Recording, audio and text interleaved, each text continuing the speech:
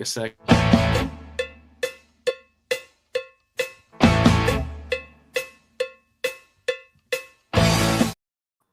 What's up, Mr. Dolan, Waddick, Drew?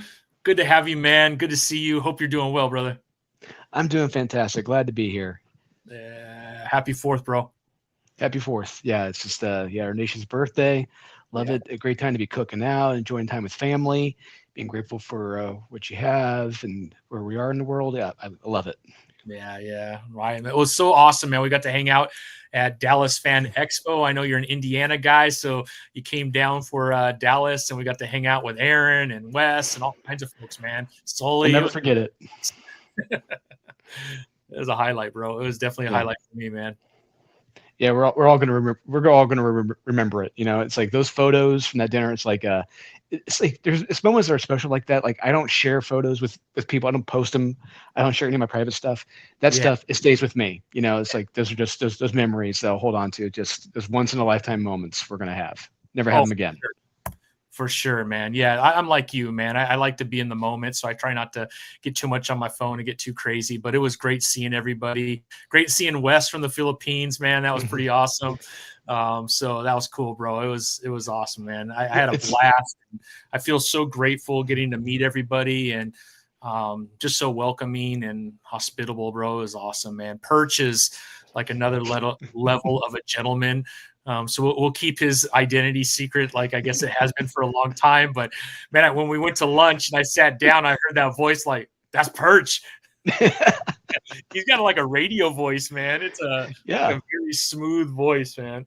Yeah, he does. Yeah, it's a very distinct voice. It stands out from the crowd, and you know automatically when you hear that. It's like, wait a minute, I know that voice. But yeah, just everyone that we met, everyone that we hang out with. Yeah. Everyone merged so well together. There was like there were no asks or no jerks, no nothing. Everyone got along. Everyone had a blast. It was one of those rare opportunities, one of those rare occasions where everyone just. It's a shame we didn't do like one massive live stream when we were down there. That would have been amazing. It would have. Then we got to have dinner with Ben, man. That was insane. Yeah. Yes, it was. Getting to talk comics with Ben, getting to break bread with Ben.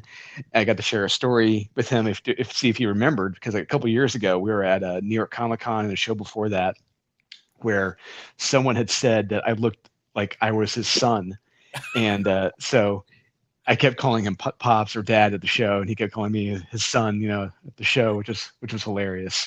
That's hilarious, man. Yeah, he's quite the dapper gentleman, man. Yeah, you don't see that too often in conventions, someone wearing a suit. No. Yeah, you don't see that ever, bro. He was quite dapper, man. I've been going back and forth with him, talking to him. So he's going to hopefully come on the podcast in August. So we're trying to figure out. Nice. Yeah, man, I would love to go through that guy's career, man. The people that he's worked with, it's just insane. Man. Yeah. He's one of he's one of the guys that helped build IDW. I mean, if it wasn't for guys like him, IDW wouldn't be where it is. Yeah. Incredible, man. I was so happy to be there, man. We were able to get kind of a sneak peek of issue number 2, unlettered. Was it the first 10 pages, I think? Yeah. That's awesome, man. This thing came out. I just reread issue 1 again, which was dope. Had a blast, man. Everybody watch it. If you haven't read Unholy Nightmare, man, the art Aurelio is freaking phenomenal, man. The story is awesome. And you jump right into issue 2, at least from the artwork. It seems like right where we left off from issue 1. Man, if you could just kind of jump in and maybe give us a little bit of an elevator pitch as to what fans can expect from Unholy Nightmare if they haven't read it yet. A simple elevator pitch I tell people is that it's superhero monsters fighting evil monsters. And issue 1, when you're reading it for the first time, you think it's going to go one way. You think you're reading like a simple superhero drug bust going on, but then about halfway through, it makes a turn. It turns into a horror story. So Aurelio and I, we love horror. We love superheroes. We love Image Comics from the 1990s. So we wanted to do a comic that merged all 3 of those together into one awesome reading experience. And when I show horror can be a bit of an alienating topic when it comes to comics. People are like, oh, I don't really like horror. But as soon as I show them the action, the guns going off, guns going off, people getting shot, it's like, oh my God, this looks amazing. So it's like, I really got to show them, there's a lot of action here, so it's not a boring, dull read. This is a full-on 90s image action story, but with horror. Yeah, you definitely get that 90s vibe for sure. The action scenes are awesome. The art is incredible. Recluse, man, when he goes off, boy, he goes off, bro. And Jenny will throw you for a loop, man. So I wasn't ready for that when I first read it. Like, holy crap, bro. Yeah, and it only gets crazier with these two, and when the other characters, the rest of the team were introduced to in issue 2. And we're going to get to learn more and more about all of them throughout the remaining issues of the first volume. And a lot of them have just very dark origins. And initially, like people, they don't trust each other because they don't really know each other. So it's going to be fun to see them eventually build to become a team eventually, but just see them just, brushing up against each other and just not getting along. I love it. Yeah, we get a little secret character at the very end, Vlad, which I'm really excited to see what happens in issue 2 because you jump right in. So we don't want to spoil too much, but just get ready, man, because definitely some additions for issue 2, and I assume beyond as well. Yes, and I've already written the first 13 issues. So I'm on the 3rd volume right now. Damn. And when you have the title like Unholy Nightmare, you have to live up to that title, Unholy Nightmare. It's just, it can't just be, going down to the Starbucks, having coffee and then call it a day. It's like, no, these are going to be legit nightmares that we have to live up to that. So it's been fun. And it's been challenging, trying to think of stuff that's like really nightmare inducing for these situations for our heroes. Absolutely, man. Well, let's kind of dig in a little bit deeper and give people a little bit of a visual of what they could expect. Here's the Kickstarter right now. Again, I think was 49 hours ago, so a little more than 2 days left. So I put the link right here in the chat. Everybody that's watching, get over there and check it out. Obviously blast this everywhere over the next couple days. I'm telling you, if you love 90s style comic books, you're going to absolutely love this. Let's go ahead and play the trailer real quick. In the dark streets of Chicago, a mysterious masked hero fights against the forces of evil. He is the Recluse and has a secret ally, a cop who goes undercover in the criminal underworld. Together, they face a deadly new threat. A drug that turns humans into monstrous creatures as they try to stop the drug trade. They discover a hidden realm of horrors that will test their courage and loyalty. Will they survive? The Unholy Nightmare. From the creators of the hit comic book series Born of Blood, Aurelio Mazzara and Dolan Waddick, comes a new action-packed adventure that will take you to the edge of your seat. Enter a world where superheroes and monsters collide and nothing is what it seems. Don't miss Unholy Nightmare 2, the comic book event of the year.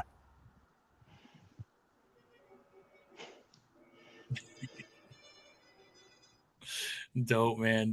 Well, let's jump right in. Obviously you gave us the elevator pitch, and we know a little bit more about the story. Let's head over and see some of these interior pages because they're awesome. And then we'll jump into the covers and stuff. And maybe you have some other news too that you kind of update everybody on as we're going through this. But here is the actual team. So like you said, Aurelio, incredible, man. Your co-creator and your partner who you've been working with. But Gene Jimenez, the art looks absolutely fabulous. You got Kel on letters. Stephen Finkel, who I've had on, which is awesome, the owner of the Comic Mint. Aaron Sparrow, incredible. I got to hang out with him for a couple of days. I've actually met him before, but if you're not following him on X, man, you should, because he goes off sometimes, man. He does not hold back. He does. Hold back, bro. Yeah. If you do, you'll know exactly how he's feeling on every major subject, man. And I don't know who Russ is. Russ Cassidy. So Russ Cassidy, he's been running campaigns, all the Kickstarter campaigns for Marat Michaels. He ran a bunch for, I believe, Dan Mendoza, and he's run Billy Tucci's stuff, and he's all of his campaigns combined have made like over $3 million, I think, combined, which is pretty good, pretty good. So I got him on board to help run my campaign, and it looks beautiful, and I couldn't be happier. Agree. Let's check out some of these interiors that we'll be able to get. Again, I was at Fan Expo, and I feel fortunate to be able to get a signed edition by you and Aaron. So we do have some of the interiors in here, unlettered, obviously. So it's a little bit of a sample of what you could expect when the Kickstarter is over and you get your issue 2. But I was really excited. And that's the other thing. I gotta tell people, the book is done. The book is 100% done.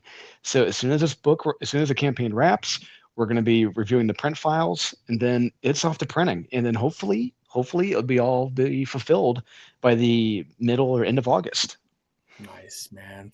I love it, bro. I love it. Well, let's check out some of the interiors here. So that's the opening page. Page 1, and that was our little so Aurelio and I, we love 80s movies, and since this takes place in Gary, Indiana, and Chicago, we're like, what's homage to Blues Brothers? So that first panel is an homage to the Blues Brothers, like when they jump the bridge that's going up. I was like, we gotta do that. We gotta put a little Blues Brothers homage in there. So yeah. I love it, man. I love it. Yeah. So they're getting to the scene. So if you've read issue number 1, you know exactly where they're going. And I don't think they know what they're about to see. No. We'll just keep it at that, bro. There's not much left. It looks dope, man. Page 2 right here, I assume. Yep, that's page 2. Yeah, so they get a little held up at a bridge, at a train. And if you've ever been held up at a train, it is nerve-wracking, and it drives you nuts, and I just had to include that there. Guy's like, yeah, sorry, hey, I'm at my federally mandated time limit. I gotta swap out for new conductor. And it's I love it, man.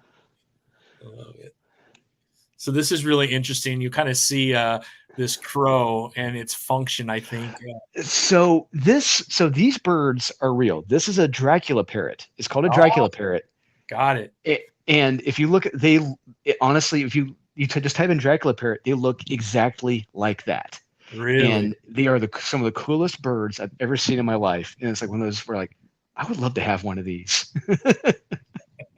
It looks awesome, man. So we're like, you know what? Let's give Dracula a Dracula parrot, and let's call it Rennie, as like short for Renfield. So yeah.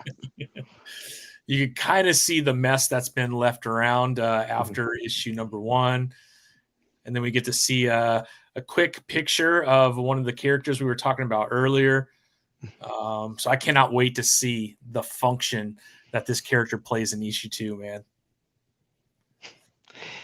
Yeah, and not just issue 2, but yeah, his role in the subsequent issues too. So like I said, it says in the trailer, nothing is what it appears to be. Nothing is what it seems. Got to remember that. Nice, man. So we've unlocked the trading card, which is cool, man. I love the trading card stuff. So hopefully in the next couple of days we can unlock the next one at least. That would be awesome. Yes, it would. We'll get over there and back it. Like I said, the link is right here in the chat. We're gonna blast this everywhere. And you got some pretty cool bonus rewards for people who spend $85 on physical rewards. Yeah, it's like we get the chromium cover right there, the foil cover by Andrew Mangum and Dan Kemp. Dan Kemp did a lot of the colors for a lot of the covers we got. Dan Kemp, if people don't know, he is a longtime legend at Image Comics, did most of the Spawn covers. He is fantastic. He is amazing to work with. He is a true coloring genius, I got to say. Yeah, Dan Kemp is amazing. Yeah, if you're a Spawn fan, you know him for sure. This looks dope, dude. Looks so awesome, man. Yeah, Andrew Mangum had that original art at his desk, and it's just like, so I almost bought it. I almost bought that. I almost bought the original OA for issue 1 he did, but I'm just like, it's one of those things where I want this. I want to put it up on my walls, but I don't have the wall space. All my wall space is already covered right now. And it's just like, I can't just have it in a binder. I got to have it up on the walls. But, yeah. Looks awesome, man. Yeah. Cool, man. So there will be late pledges, but hopefully people get in before that. Here's a couple of the covers that are available. Yep, that's Aurelio's right there. That was his Love and Rockets homage cover he did. Looks awesome, man. Yep, good to see the whole team. This one right here is dope. JC Grande, man, he is a killer. If you guys don't know the name, you will next year or so. This guy, he is doing a whole series of Stephen Platt homage covers for me. So I think I showed you some. I think I showed you some of them coming up. Yeah. It's, This guy's a beast. Gives me image vibes as well, especially the nameplates down here. I love it. Mm-hmm. Yeah, we were looking over this, I think, together in Dallas. All the shells everywhere. It was awesome, man. And this one right here covers C, which we just kind of talked about. Yep, the Andrew awesome. Mangum. Yeah, awesome covers, man. And this one right here, dude, I absolutely love this homage one too, man. Yeah, so I'm jealous right now. So this was illustrated by Frank Usen, and Frank Usen is right now at the Fan Expo Denver, and he's got the OA for this at the show, and I so wish I could get my hands on that. But this was kind of like a combined effort. So Frank Usen did the overall layout of it, but Russ Cassidy, he did he gave it the old school EC Comics look, that distressed look, adding the title banner at the top, the horror. So yeah, it was a team effort to make this look brilliant as it is. Didn't I read somewhere EC is coming back? I hope so. I mean, right now, because as we can see, if we've seen DC and Marvel, they're reprinting old books, and those are selling very well. It's like, why not reprint those old Tales from the Crypt comics about the horror, shock, suspense? I guarantee you, they would sell like gangbusters. Yeah, for sure. You know, I read somewhere, it's been over a year probably, but I read that they were going to start publishing some of those again. I hope it's the old ones. I would love to read the old ones again. You know, going to the comic book shop, be like, "Oh, the new Tales from the Crypt is out. Got to get it." That's dope, man. And then cover E. Wait, what's the difference between D and E? So look in the Golem's hand.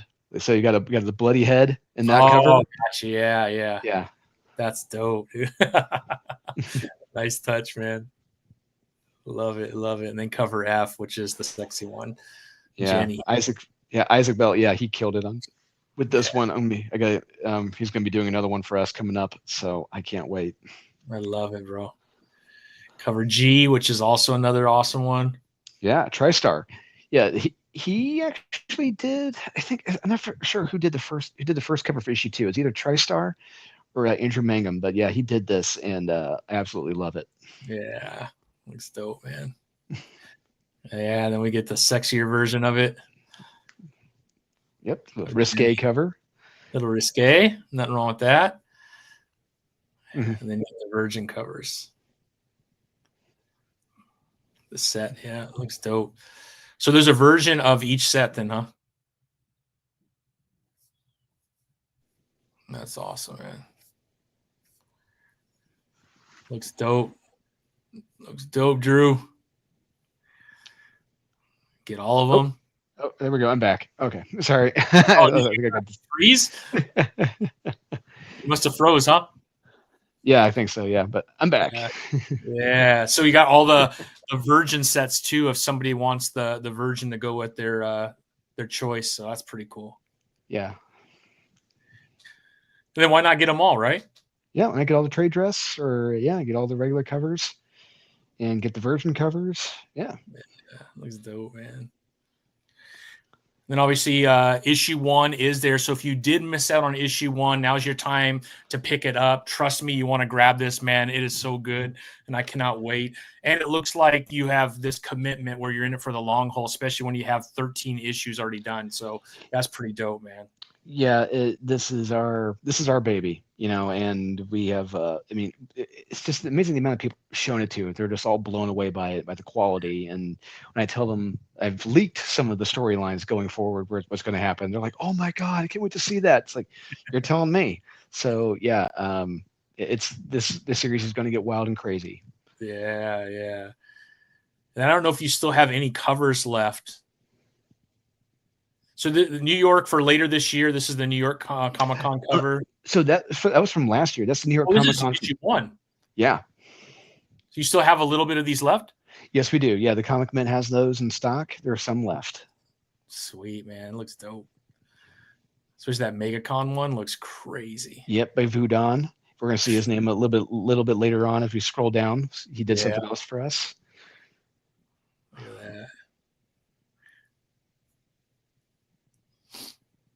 And we're offering here something special where it's like you can get a Comic Mint mystery bundle, and then what you get is that you get that red metal variant of JC Grande's cover. Nice. That looks dope. And then you'll throw in some other comics too, huh? Yep, some random Comic Mint variants. That's dope, man. Here's the JC Grande that you're talking about. Print with the card. Yeah, guy's a beast. For sure, man. What a talent, bro. Look at that, dude. The golem. And yep, the golem. Yeah. So in conjunction with Unholy Nightmare 2, we're offering the golem 10-pager, which can be purchased as an add-on. And so this is all illustrated by Vodon. Interiors, the cover, he did it all by hand, pen and ink. Wow. And it is Aaron, me, and Aurelio. This is our love letter to EC Comics and Tales from the Crypt, Vault of Horror. So it's told in that style where we have Vlad. He is our crypt keeper. He is our telling the story of the origin of the golem. So we get to see where he came from, and it's going to pull at the heartstrings, you know. And but it's we had a blast working on this. Aaron is considering submitting this for awards when this comes out. And he is that impressed with it. And it's like, man, I'm trying to lower my expectations. I'm trying to temper my excitement, but it's just, but we as much as we love Unholy Nightmare. We love Unholy Nightmare 2, but we really, really love the Golem because it is something special and unique. That's awesome, man. Is it like a World War II time frame? Yeah, it takes place during World War II in a concentration camp. And we get to see the origin of the golem in that concentration camp. Wow.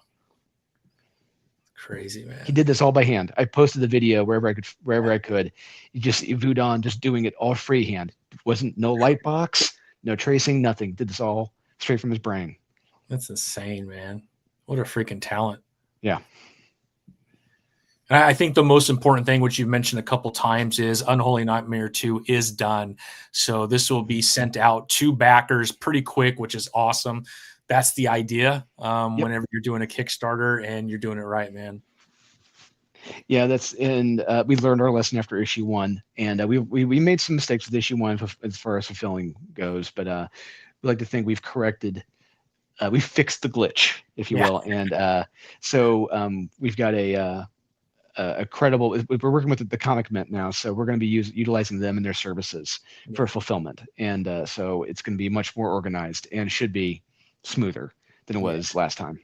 Yeah, you got to get over to the Comic Mint if you're not familiar. All kinds of amazing stuff over there as well. In fact, that is where I believe I got these. Yeah, probably. Yeah, or the Comic Mint or Comic Kingdom Creative. Oh, Condom Kingdom. I'm sorry, I'm getting those mixed up. Comic Kingdom Creative. I got these. Yeah, I think you're right.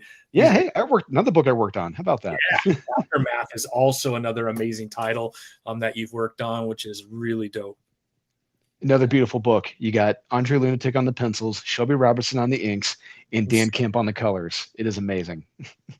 Incredible, man. Incredible. Looks amazing, Drew. Freaking, you know how much I love it, bro. It means a lot, man. Thank you.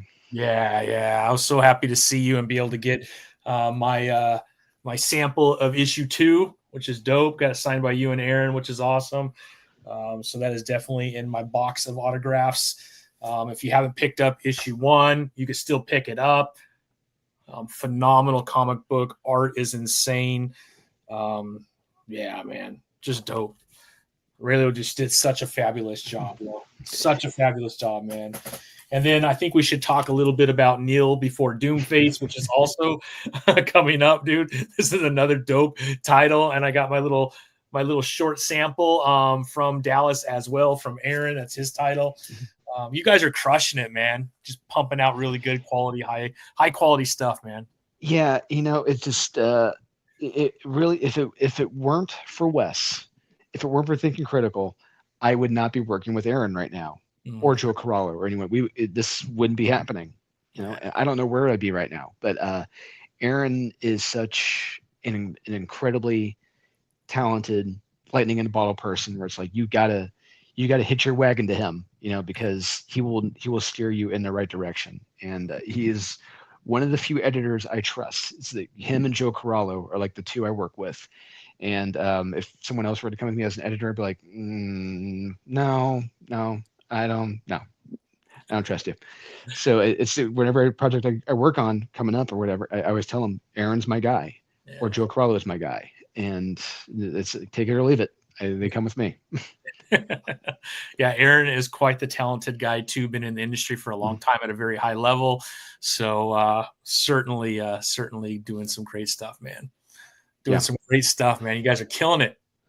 Yeah, and it means a lot, you know, because like at the end of issue 2 of Unholy Nightmare, there's a big reveal at the end, and Aaron, I just remember Aaron saying, "Damn it!" He's like, "I wish I'd thought of that." He said, "That is such a damn good idea." I was like, "Yes, I got Aaron, got him." I love it, man. I love it. Oh, Aurelio's with us. I didn't know that was him. Dude, there he is. I know I saw Vivex. I'm like, I don't know who that is, but they joined. So I said, hello. Got it. Hey, it's good to see you, man, or kind to see you. Thanks for joining, man. Your art is insane, bro. Yep. He's right now he's hard at work on issue 3 of Unholy Nightmare. And so we're already off to the races with that. And I think we got about 27 pages to go. When do you think you'll start your Kickstarter for that, or have you decided yet? It will most likely be next year. We're hoping to start it sooner. I told Aurelio like the time frame I'm shooting for. I'm hoping like sooner and earlier in the year, like around tax season. I'm hoping to shoot for. So hopefully by starting issue 3 sooner and getting that done sooner. And we've already got covers lined up ready to go for issue 3 too, which is fantastic. I think I showed you a bunch of those, and few which are top secret, and it's like I can't wait to drop them. But we're gonna be ready to go, because I mean, like I said, the funds from issue 2, a lot of it's going to be going toward, you know, not just fulfilling issue 2, but paying for issue 3, paying for the colors and the lettering and everything else. Yeah, well, you got such a talented team on this title, man, and I'm in for the long haul, my friend. In for the long haul, man. I love it. Absolutely, love it. Yeah. So it means a lot to me, and it means a lot to Aurelio. I know he appreciates it too. No, he's so talented, man. It's insane. So talented, bro. Love it, man. How's everything else going, Dolan? Going fantastic. You know, I'm as busy as can be. I mean, Murat Michaels, he's keeping me busy. It's always countless projects I'm working on, or like tweaking, or new ones I'm working on. He's always got these great ideas, and I'm always like building upon those ideas, you know, expanding upon them. He's given me a lot of creative freedom, which is amazing. And I accepted another new writing gig the other day, new project. It's something completely, it's going to be a comic book, but it's a completely different topic I've never touched before. So I had to sign an NDA for it, so I can't talk about it. And it's just like, this is going to be interesting. I told Aaron, hey, sign your NDA. We're doing this. You're coming with me. And we're going to knock this out. This is going to be fun. That's dope, dude. That's dope. You have any other titles coming out this year that you are allowed to talk about? Yeah. It should be coming out this year. I believe Pray for the Sinner. There's a one-shot Pray for the Sinner coming out this year. It's her origin story. I wrote her origin story. If people aren't familiar with Pray for the Sinner, it's Murat Michaels' property, but it's elevator pitch. It's I spit on your grave in space. There's this woman. She's a space prison psychologist. Something bad happens in the prison, and she gets, you know, bad things happen to her by the prisoners. And the series is her pretty much getting her revenge. But this story is her right after those events, and how she gets to where she's at with the chains and everything. So I get to tell that story and her first hunt, which is amazing. It's drawn by Andre Lunatic, inks by Shelby Robertson. It is beautiful. Then we got I think Reign of Vengeance coming out later this year as well.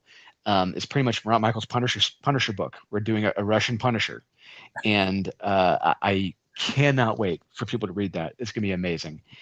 And another one is Counterpoint Lethal Ladies.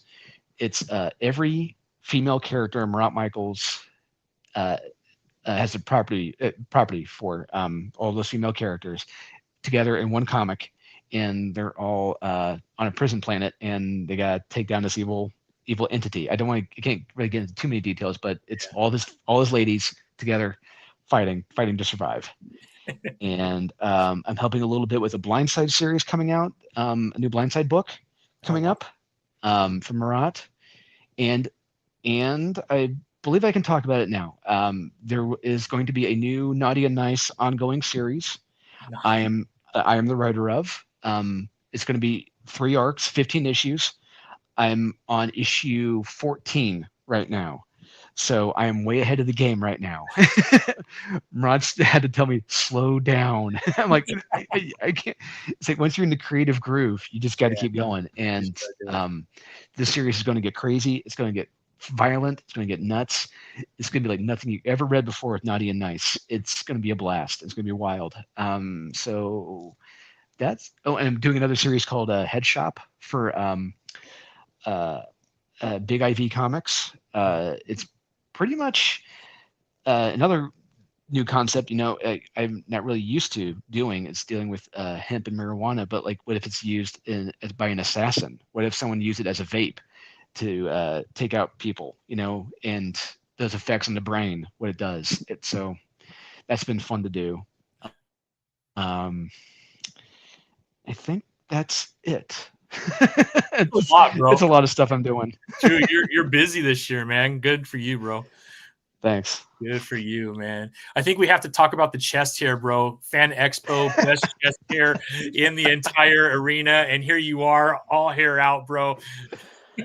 I love it. What's funny is that for the longest time, for like the last probably like 15 or so years, I shaved it all. I was completely clean shaven. Like I was a distance runner. Okay. So I was much thinner. I was like about 145 pounds. I'm a tall guy. I was rail thin, but I was a competitive distance runner, and everything was completely shaven. And as I've gotten older and I've eased back on the running, I've just been like, you know what? I'm just gonna let it all hang out. So it just naturally it's like Tom Selleck's, from Magnum PI. So it's just like, you know what? I'll flaunt it. I'll show it off. Well, I think Wes mentioned it like 10 times when we were at Dallas Fan Expo, man. That's hilarious. Him and Aaron. I love it, bro. I'm sorry. I just have fun showing it off. It's my little flex. That's what I call it. That's hilarious, bro. Well, what kind of shows are you doing this year, man? I know you were at Dallas, where I saw you. You got a whole line of shows you're doing this year? There'll be a few more I'm doing. I'm waiting to hear back on San Diego. I got something hopefully planned in time for San Diego. I can't announce it just yet. Mm-hmm. But if we're able to get it done in time, we can get it for San Diego. But if not, we're going to save it for New York Comic Con, which I'll already be at. So, and then I'll be at Terrificon in August, which is in Connecticut. Yeah. Yeah. If you love comic books, the 3 shows that I'll tell people to go to, it's like, if you really love comic books, it's Heroes in North Carolina, it's Baltimore Fan Expo, and Terrificon in Connecticut. Those 3 are like the true comic book shows. In New York in October, and I'll be doing a small horror convention here in Indianapolis at the end of the year. And we're going to do something special for the convention. Can't get into the specifics yet. We're still working on that. Yeah, that's dope, man. I wonder if Baltimore is still going to maintain that comic centric now with all the issues with Diamond, because Diamond had, right, they had their kind of annual meetings during that. So you had all these comic publishers coming for that event. And with the debacle that Diamond has become and has created within the industry. I wonder if they'll be able to maintain. What are your thoughts on that? That's a good point, because I mean, and not just that, Diamond was pretty much based out of Baltimore. That was their HQ. So, and right now, I don't have a good feeling about that, honestly. Especially after the Dynamite news, finding out that Dynamite's owed over $1 million from Diamond, and they may not be able to make their payroll, next week. It's like, this is not good. And I just started getting this bad feeling like this is going to be the beginning of the dominoes falling, like the house of cards tumbling, where not just affecting Dynamite, but other publishers too, where it's like something I just feel uneasy about right now. But honestly, I'm very curious to see where the industry is post San Diego Comic-Con, like who's all hanging around, who's all still here, and who could be gone potentially. But all I know is right now, after this Dynamite news, it's just, I've got an uneasy feeling. Yeah.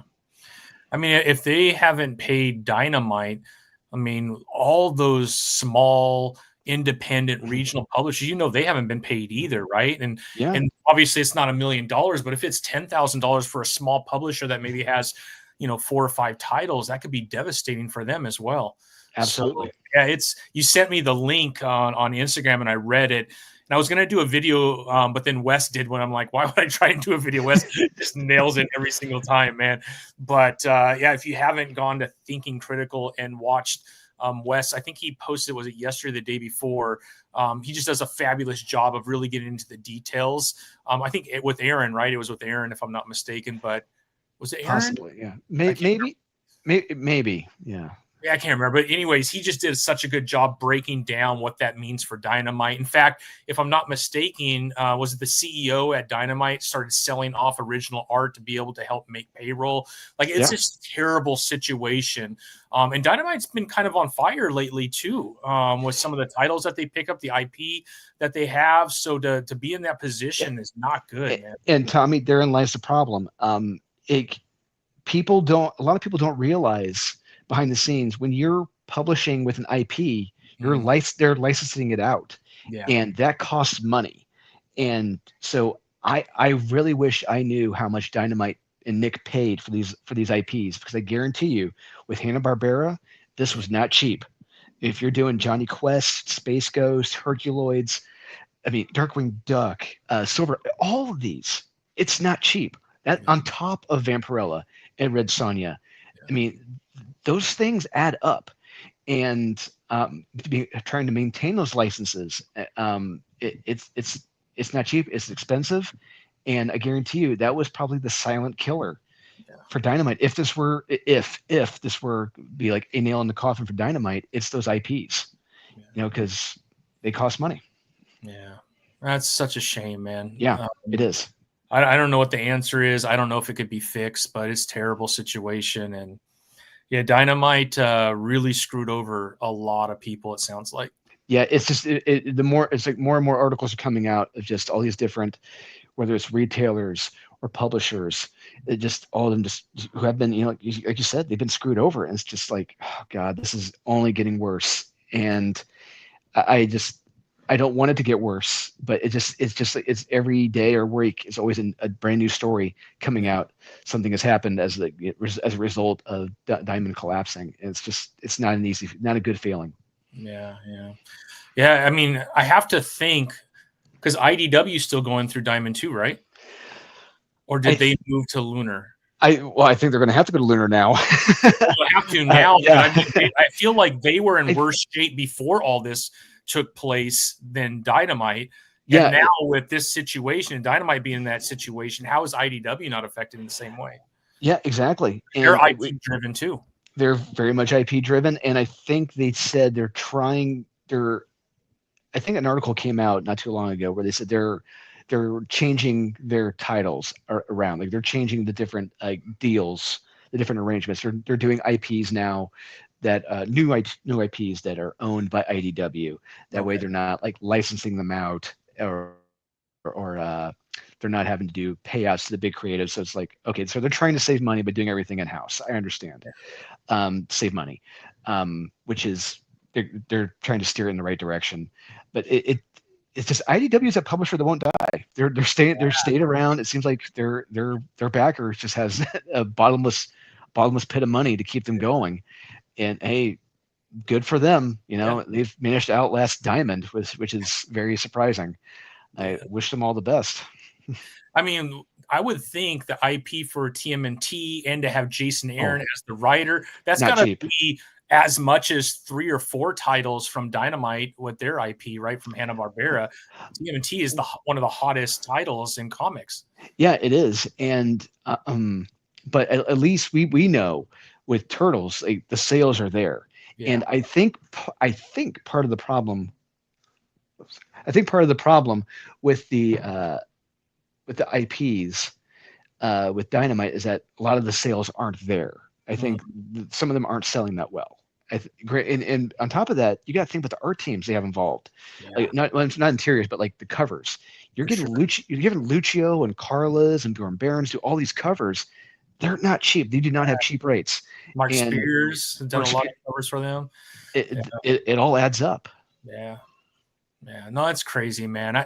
We'll see what happens, but it doesn't look good. No. It can really rock the industry, especially on the indie side, if something doesn't happen. Right, man. Oh yeah, and like I said, I'm very curious to see where everything is post San Diego, because it's like every week something new comes out.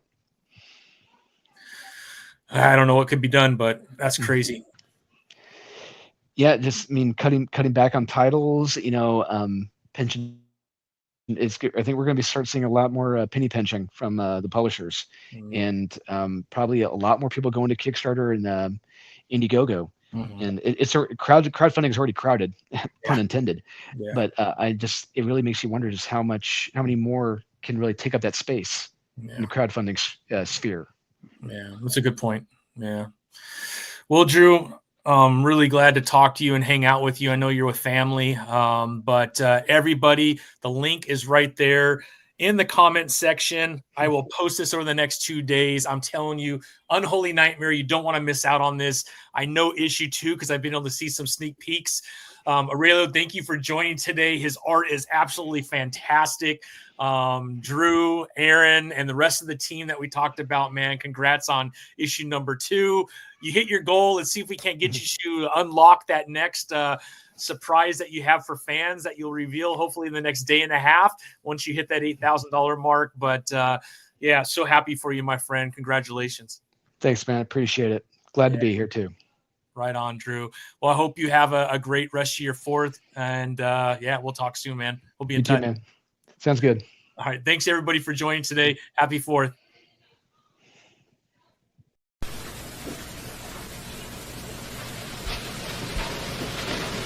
You're still here? It's over. Go home. Go.